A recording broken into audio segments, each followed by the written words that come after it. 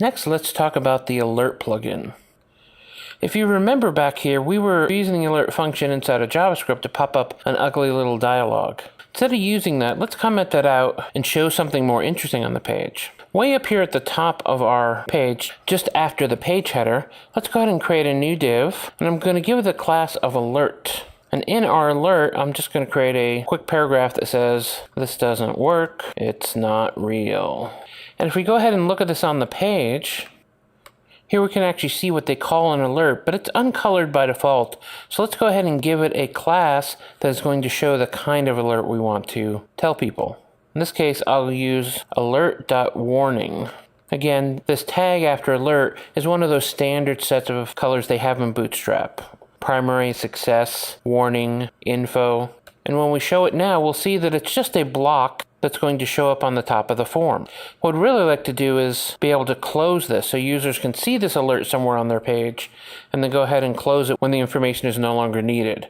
Something like a temporary alert. We can do this by adding a quick anchor, data dismiss, alert, class equals close, and then times.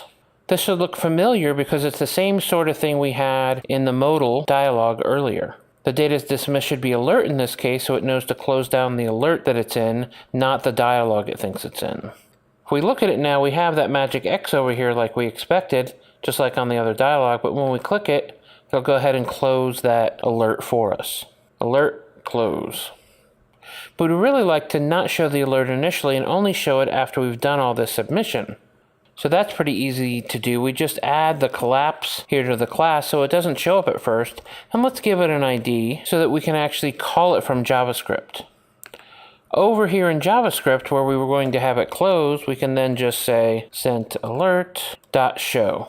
Alert doesn't have its own plugin to jQuery called alert because there's not enough that's useful there, but it has added some event handlers as well, which we'll see in a minute. So when we close that dialog, we'll just go ahead and pop open that alert. Let's see this work. We're going to submit it, say close, and now that alert is shown instead of our old JavaScript alert function. This will allow the user to go ahead and close it when he's done.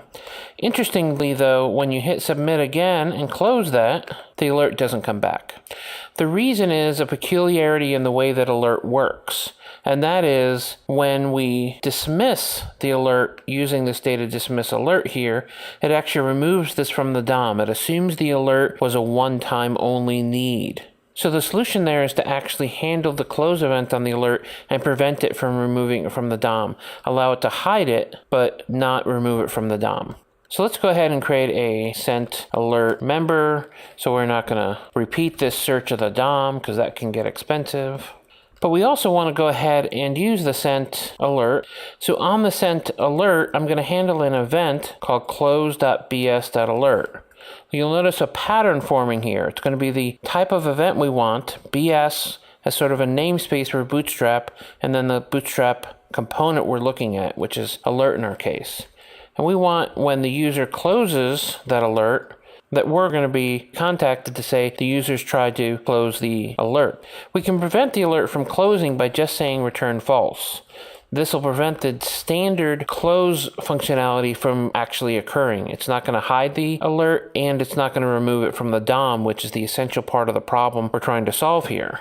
We do want it to go away though, so we're just going to say sent alert hide to make it hidden in the form.